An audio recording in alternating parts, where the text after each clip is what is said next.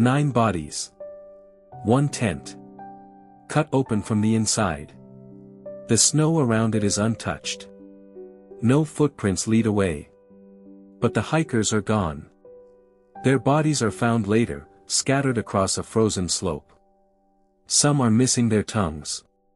One has a skull fracture, as if struck by a massive force. Another has internal injuries, no external marks. Radiation is found on their clothing. And the last roll of film, recovered from a camera, reveals something impossible. This is the Dyatlov Pass incident. And it remains one of the most terrifying unsolved mysteries of the 20th century. It was February 1959. A group of experienced hikers, led by Igor Dyatlov, set out to cross the Ural Mountains. They were young, strong, and prepared for the cold. But on the night of February 2nd, something went horribly wrong.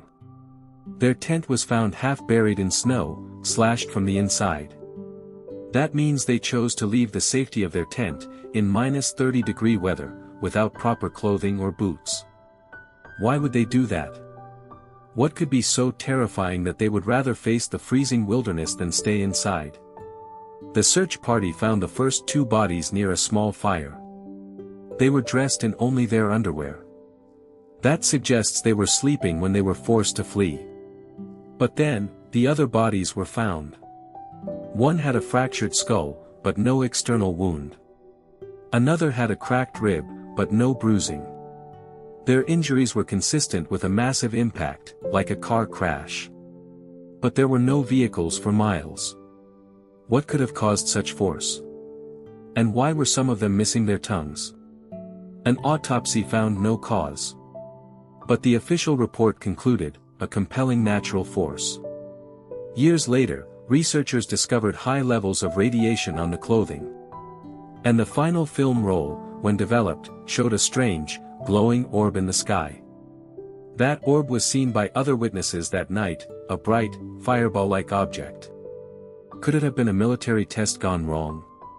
Some believe the hikers were killed by a secret Soviet experiment.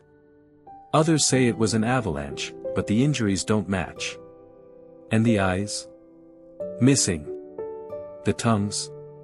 Missing. That suggests something more sinister. But what? To this day, no one has a definitive answer.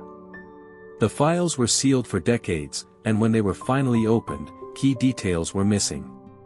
The case remains open. And the last image on that camera roll is the key. It's a face. A face that doesn't belong to any of the hikers. But who is it? And why was it looking at them from the shadows? The answer may be buried in the mountains, waiting to be found. But some things are better left unknown.